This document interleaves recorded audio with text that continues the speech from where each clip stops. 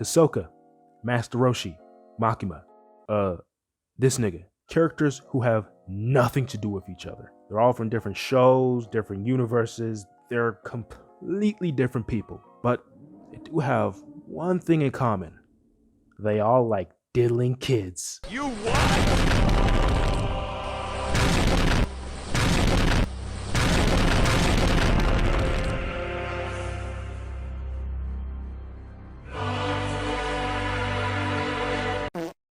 Yo, that sounds crazy. But, I mean, what do you expect with a video with a thumbnail like this? Hell no, man. What the? And this isn't clickbait, by the way. Say you swear to fucking God, bro. She is really a 25-year-old woman, and this is actually a 5-year-old baby, and they are in a full-blown loving. Okay, let me stop. Before niggas start thinking she's an actual raving predator, even though she is. But no, I'm joking. But before you understand why this is technically real, I'm gonna explain some shit. So let's just start from the beginning. That does it, you blasted fool! If you think I'm gonna sit idly by while you... Vegeta, listen. Daddy's here for What are you talking about? What's the meaning of this, Kakarot? This is Lal Mirch. I talked about her in my last video. Well, not really, because she's a character where I could not be asked to explain who she is. Who is you? This is the reason why, by the way. Joking. Let me stop. So that obviously means she's from the anime Reborn. And if you know anything about Reborn, that means Colonello. That's who this is, by the way. Colonello, he's not the only baby. There are multiple different other babies. One of them obviously being Reborn, and strangely enough, also Mirch. Wait. So you're saying she's a 25-year-old lady, but also a 5-year-old baby at the same time? Shh. Don't worry. It's all gonna make sense. Just let me keep going. Moving on. Fuck. These are the Arco Pereno pacifiers, and these 7 pacifiers are basically responsible for why there's life on Earth, making them extremely important. So important that they need to be guarded. So every generation, 7 of the strongest warriors are chosen to become the guardian of the pacifiers. Now, being a guardian is not as simple as just being a grown-ass man carrying a pacifier. No, once you become a guardian, you are cursed. And this curse basically turns you into a baby for the rest of your life. Yeah, bro, no one chooses to be a guardian, by the way. They're all tricked. Because no one's taking this job if this is what happens. Now, for those who are actually paying attention, you would realize Mirchi, she isn't a guardian. But then, how did she get turned into a baby? Well, it all perfectly circles back to her relationship with Colonel. These two love each other. Like, they love each other so much that literally the only reason why they live is to be with each other. Yeah, but anyways, it turns out Colonel wasn't supposed to be a guardian. Mirch was actually a guardian. See, what happened was when Mirch and all the guardians were going to some strange location, obviously, we know that's where they're getting turned into the babies. Colonel popped out of nowhere and said, "Shit, I'll take one for the team. I'll take your place." This nigga Colonel was willing to get cursed so she didn't have to and could live a normal life. Now that's real love. They really put Bob on the pop. Whose idea was this? Yeah, but it didn't work. I mean, it did. He did take her place as guardian, but since she was still in the area, yeah, she still got turned into a baby. She still got cursed. Guilty by association, I guess. Years pass, and after trying to find a way to reverse the curse, they find something else out. You see, every single person who has a pacifier is gonna die. Oh my god. That guy's Chinese. See, it turns out every single time a group is chosen to become the new guardians of the pacifier, the old ones, they just straight up die. And, oh, would you look at that? The tournament to determine the new guardians of the pacifiers is being held right now. So that means, GG, they all kicking rocks. But, long story short, after making a deal with God, don't ask, he's the one who cursed him, by the way, he decides, you know what, fuck it, I'll take away the curse. On one condition: you need to find a replacement for the host of the pacifiers. Because apparently, as much as the pacifiers need someone to protect them, they also need a host to even work, almost like a simulator. So they make a machine to replace the host, and now all they have to do is channel their Shinuki flame into it. Alright, so everyone gathers around in a circle and harness their Shinuki flame.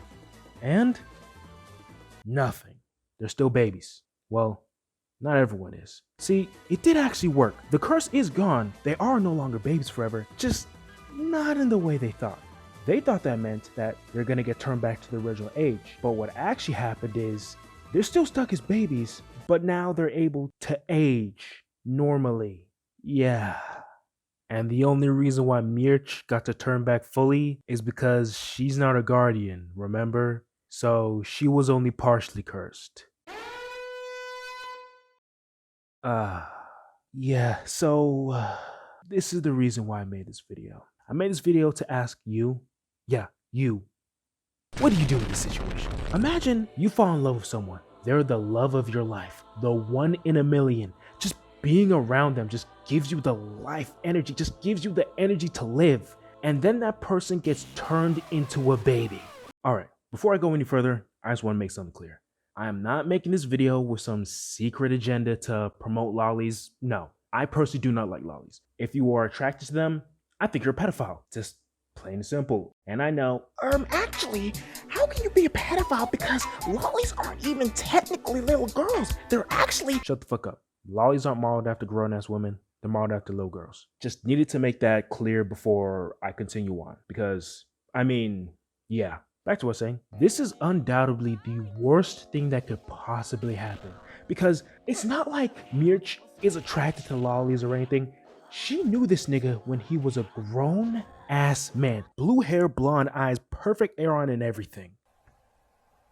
Nigga, what? So it's not like she started liking a child or anything, or even if she technically did, it's because she was under the influence that she was gonna be stuck as a baby for the rest of her life. So when she declared her love, it's from the place of, well, we're babies for the rest of our lives. Might as well get used to it and be happy with each other. But now that she's back to normal and he basically got de-aged, because yeah, sure, he is able to grow, but he's a 5-year-old baby. So she's basically dating a 5-year-old baby who was aging like a normal human being. Oh, did I say dating? I forgot to mention. They're getting married. Now, I can't blame her because, like I just said, they recently just declared their love for each other. And up until a minute ago, they were under the assumption that they're going to fucking die.